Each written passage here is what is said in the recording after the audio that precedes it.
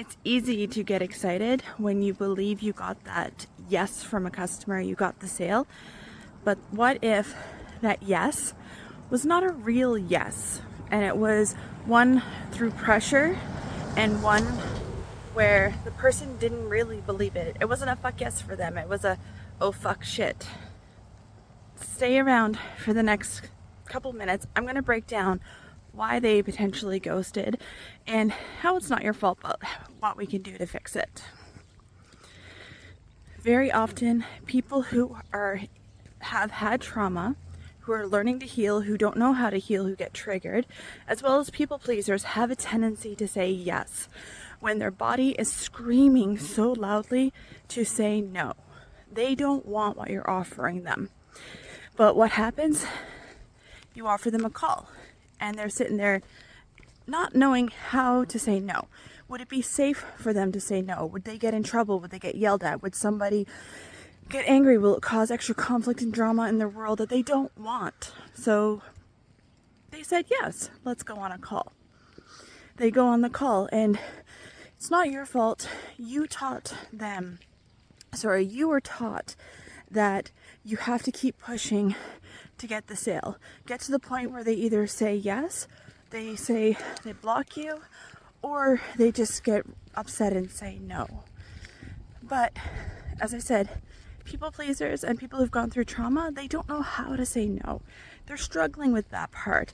So if you push enough trying to go over their objection because that was what you were taught, you just didn't find the right pain point for them yet. Just keep going, let them sit in it. The longer you have the tension, the more you agitate it, the more they're going to say yes because they need your support.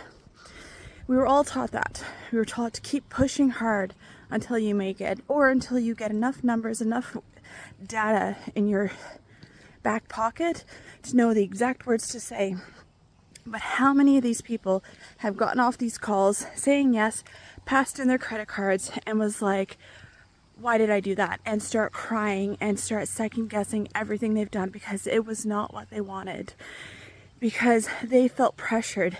They felt that they had no other choice. They didn't get a moment to think about it.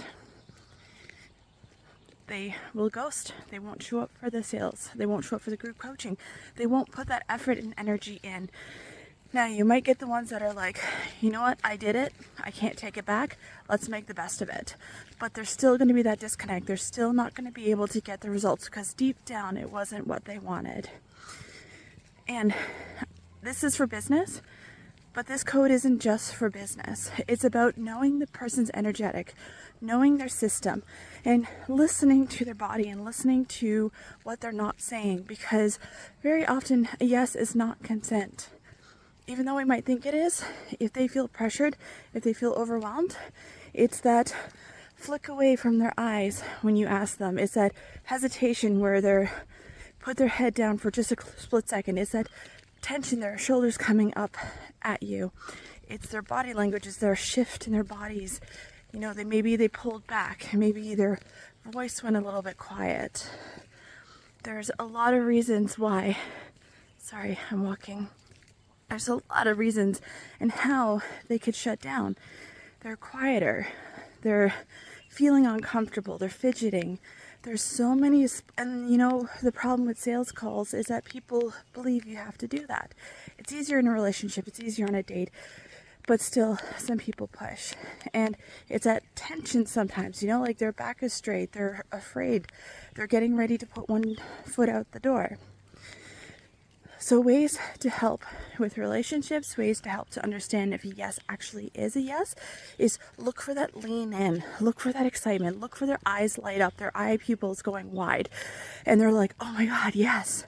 Because it really should be a fuck yes, not a yeah, you know. And like some human designs, some people for ADHD, autism, all of those, people pleasers, as I mentioned, those who struggle with trauma, who do that fawn and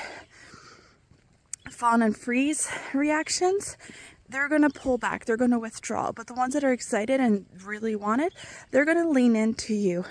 So when you're working on sales, when you're working on relationships, when you're working on any type of connections with human, pay attention to that lean in or that pull back. That is where you're going to see if they're in or not. And if you want to learn more about the human code and how you're going to be able to treat people like humans instead of like numbers to actually boost your sales, have better relationships, do better with your children, your partners, your spouses, or even in your coworkers, subscribe to my channel. Every Saturday, I'm going to release a new human code to be able to help support you with that leadership, to be able to help you become a better person, because we very often don't realize what we're doing. It's not intentional, but we get busy with society, we get busy with life, and next thing you know, we're treating people like numbers instead of humans.